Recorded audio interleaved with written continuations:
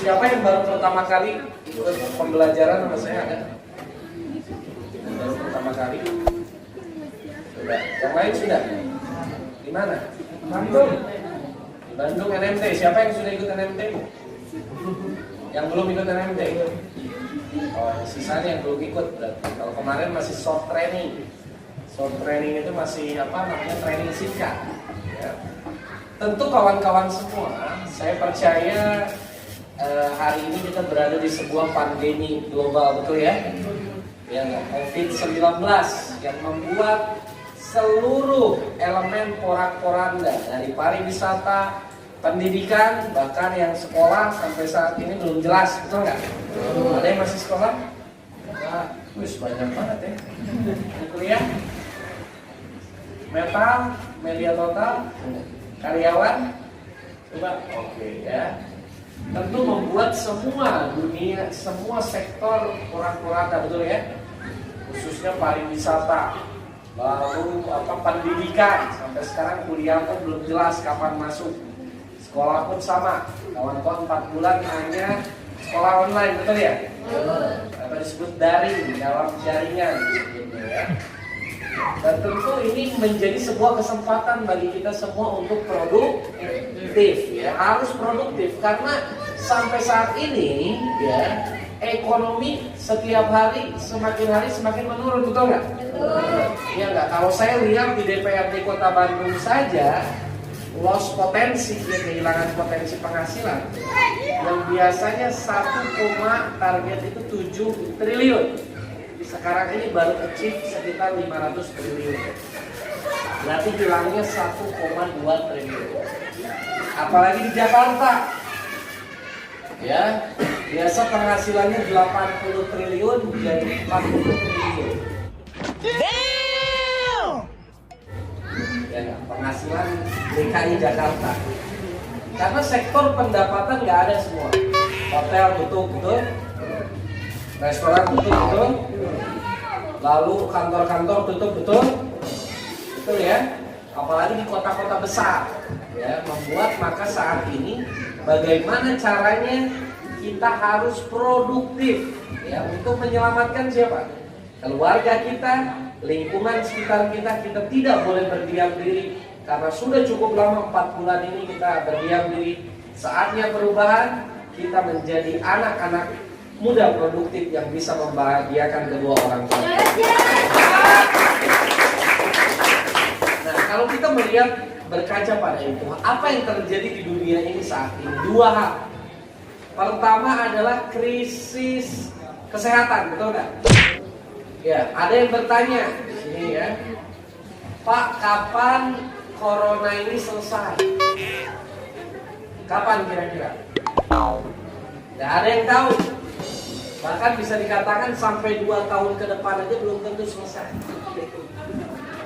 Jadi kita akan ada adaptasi kebiasaan baru. Maka yang terkena akan ada proses seleksi alam. Orang yang tidak menjaga imunnya, tidak menjaga tubuhnya, ya, yang terserang maka akan mudah terserang penyakit.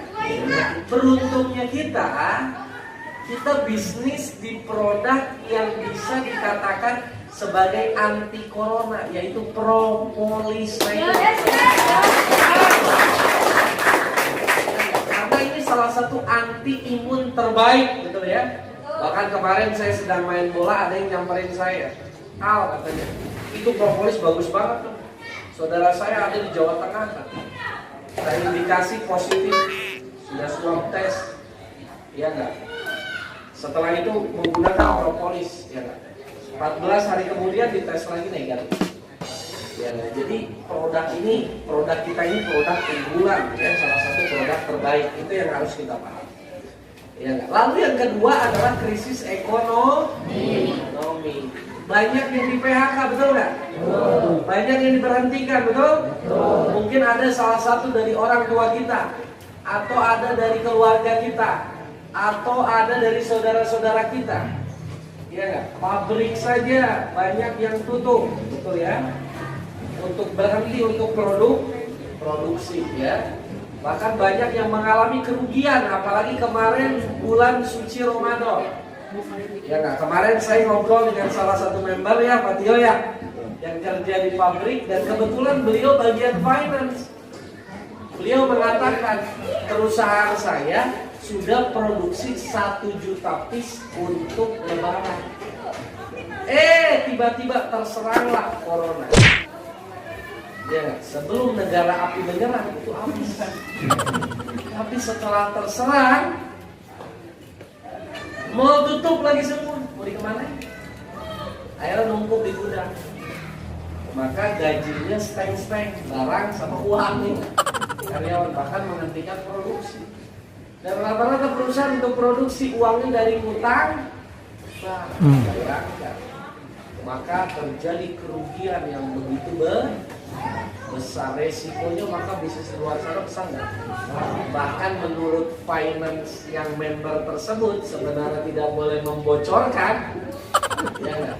Beliau katakan utangnya perusahaan ini kelihatannya gede sampai 60 miliar. Iya nggak? Bayar bunganya aja, bunganya loh, belum mau pokoknya 500 juta. Damn! Ya, berarti kalau pokoknya berapa itu? Ya, harus mereka nyicil ya. Pinjam uang lagi, produksi. Mudah-mudahan bulan Ramadan meledak 1 juta piece. Produksi, corona, liar. Ya nggak, beruntungnya kita di Melia, modal kita hanya sekali seumur hidup dan produknya produk kesehatan yang saat ini dibutuhkan oleh masyarakat. Ya? Siap? Ya. Karena saya percaya semua orang butuh sehat, betul? Betul. Ya, lalu yang kedua krisis ekonomi yang tadi saya katakan banyak yang pusing. Bagaimana cara meningkatkan penghasilan adalah mengerjakan Melia. Nah, apa yang disebut dengan Melia? Kenapa Melia ini perusahaan yang kuat?